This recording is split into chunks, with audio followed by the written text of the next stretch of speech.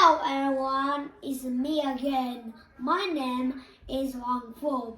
I'm 8 years old. I live in the city and I study at Lewidon Primary School. Nice to meet you. Today we are gonna read our book, Chuck Willard Wilson, illustrated by Nick Sertz, ranked new bestseller. The longest whale song. Can Ella's love bring man back?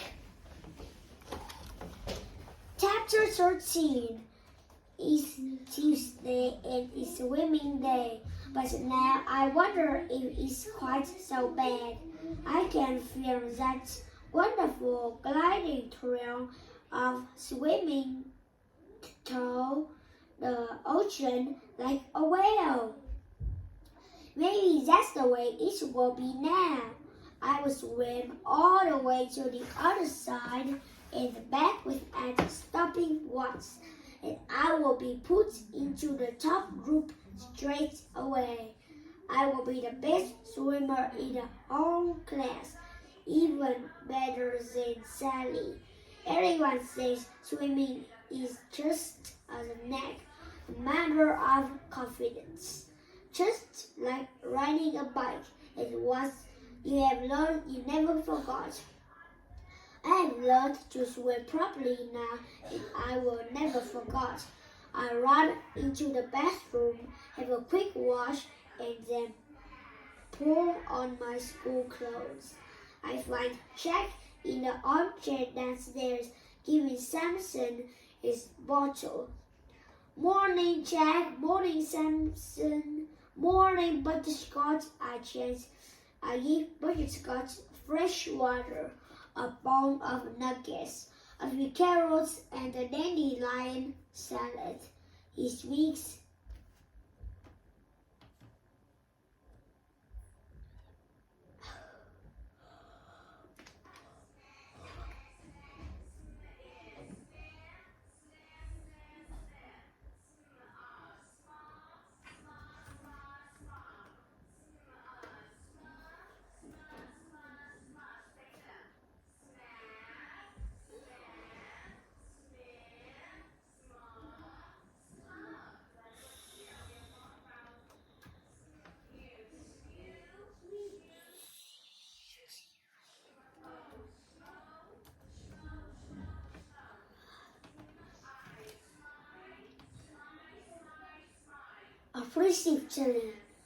Appreciatively at this little feast.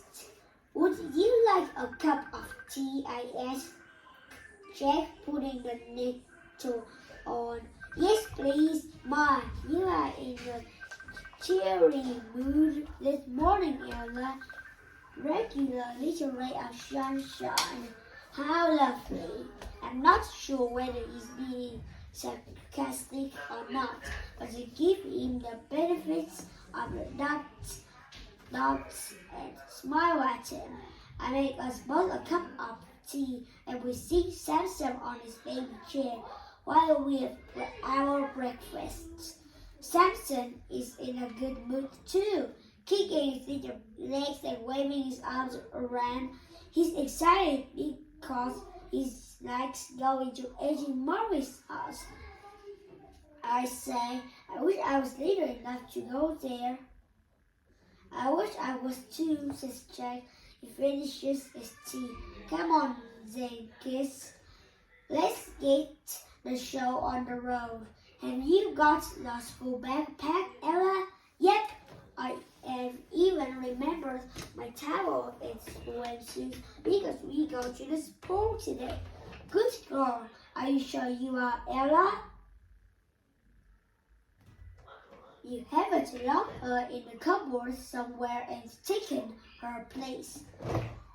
We get in the car and drop Samson off at Auntie Martha's. She gives me a chocolate ready to eat later, carefully wrapped up in foil. Sally loves anything chocolatey. We can share it on the couch on the way back from swimming. I look for her as I go into the playground, but I'm way late by Joseph. Hey Ella, thanks for telling me about that program. It was great, especially when all the humpbacks were made that circle and fish together. We start talking whale facts. Joseph says he's got 2 new whale books in the library. School library, I looked, but I couldn't find anything. Now the public library. We often go there on the way home from school. It's great. He's bigger than the school one. You should come sometime. Yeah, I will. At the school with me, where I had to wait on my stepdad, and then we pick up my little brother from his childminder, and then we go home for tea, and then we go to the hospital to see my mom. Oh well, maybe you could come and have tea with me someday. Joseph asked. His brown eyes are very bright. Tori blinks a lot because his French gets in them. I reach out and make a little scissor chops with my fingers. The fridge is cutting just like mine. Yes, I know, but I hate it all short and bristly. My dad keeps nagging me about it, though. You know what dads are like. Do I? I suppose my dad would fuss about hair. Then I think of Jack cuddling Samson, nuzzling his cheek against Samson's soft any line fluff whips. I can't see him ever nagging Samson to get his hair cut if he didn't want to. Does that make him a good dad or a bad one? And should I say yes? I will go to tea with Joseph and be his friends. I like Joseph and we enjoy talking about the same things, but not all the other girls and boys for their friends, and anyway I've got Sally, haven't I? I look around for Sally. There she is, arm in arm with Dory, heads together, talking earnestly. It's Mesa too, jumping right up on the playground walking lockets, which is dangerous and strictly forbidden. But she doesn't care. She just wants everyone to look at her and be impressed. Miss Anderson comes into the playground and is distinctly unimpressed. Mother is made to come down and severely told off, but she just laughs, pretending not to care, or maybe she really doesn't care. I sometimes wish I could be like Martha. We go into school for registration, and I sit in my usual place beside Sally, and she asks me how Mom is and whether little Samson is sleeping okay. She even asks about butterscotch and loves. When I do a guinea pig imitation, twitching my nose and curling my hands in the air, I start to think everything's fine.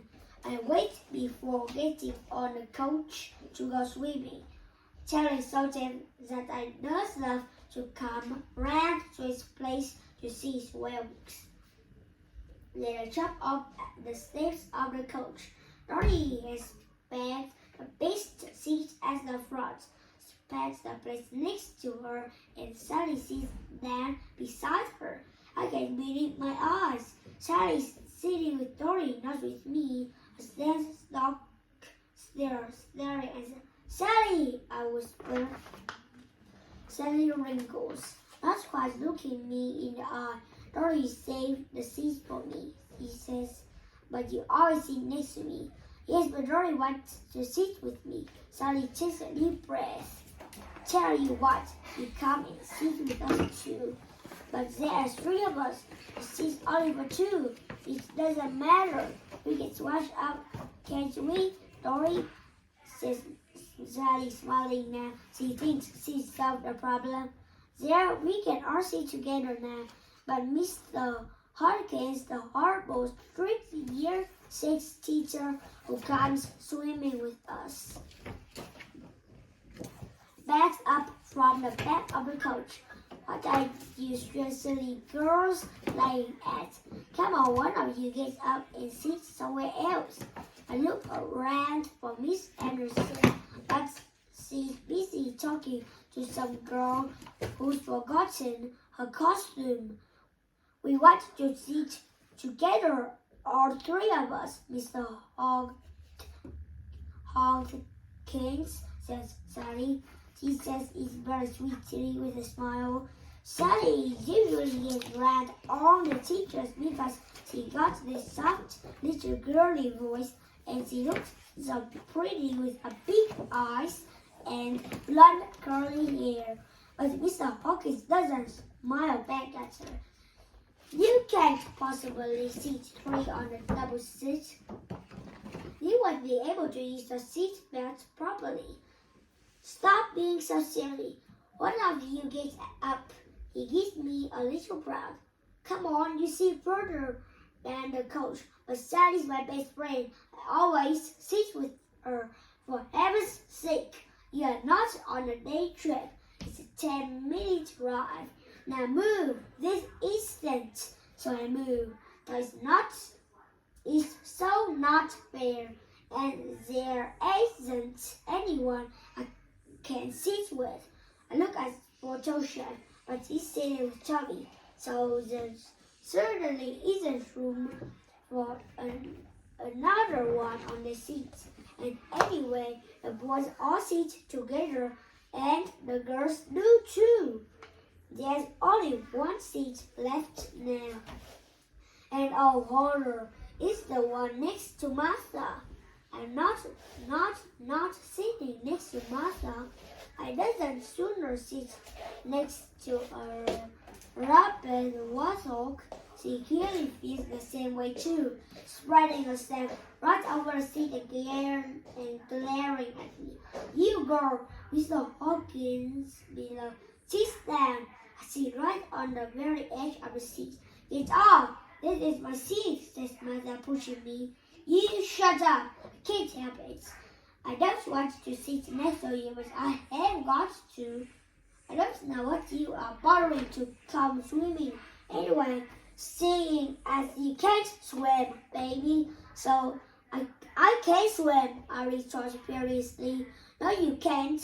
I've seen you puffing along with one foot on the bottom and you're absolutely hopeless. Everyone looks at you and laughs, so they don't. They laugh at you because you look so stupid. I try not to think why she might look stupid. Yeah, the bum sticks out, especially when you swim. Wiggle, waggle, wiggle, waggle. Bird's eye. Mother looks outraged.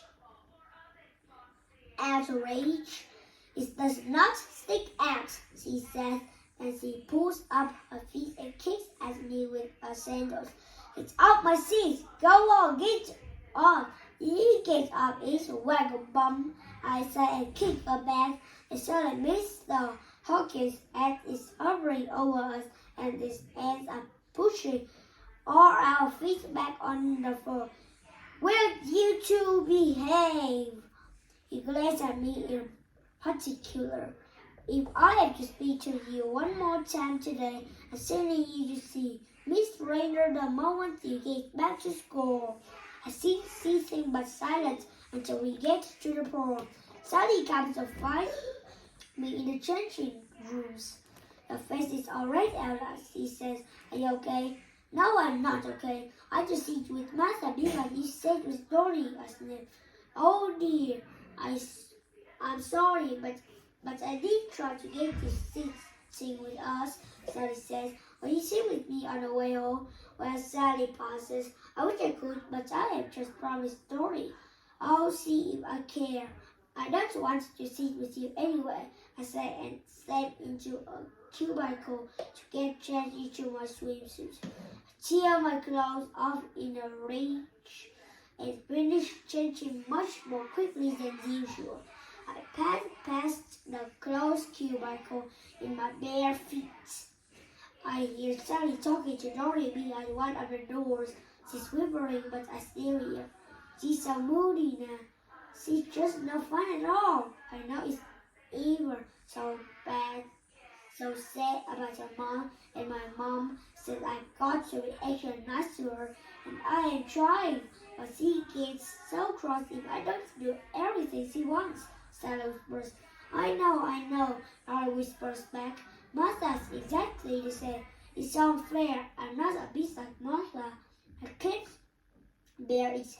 That Sally's saying such awful things about me. Stomp off to the side of the bus. The boys are lurking around, trying to push each other in. The girls are clustered in little groups, looking like boiled eggs in the swimming hats. Martha is standing with her back to the wall, her face curled up. Maybe she thinks she's really got a waggle bottom. Well, good. She's so mean to me. It's great to be mean back. Though she looked so sad, staring at Dorothy and Sally as they saunter up.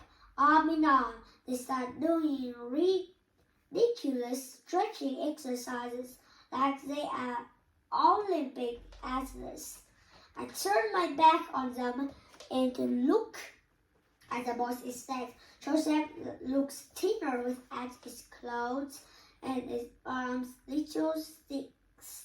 His shoulders narrow, his neck too tiny to support his big head and unruly hair.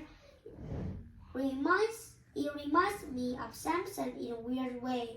If there were just the two of us together, I just put my arm around him. He looks so little. Whereas Tommy looks big, much bigger without his clothes. His belly waggling around, pretending to be a gorilla, thumping himself on his wobbly chest and growling. Mr. Hawkins comes stomping along and tells him to stop messing about, but he ruffles Tommy's hair. No one can be cross with Tommy for long. We have to divide into our groups, and there am I stuck on the doggy paddle, splash and scream beginners, and worst of the lot. We have to stay in the shallow end and do silly stuff like blowing bubbles in the water and kicking our legs while holding onto the side.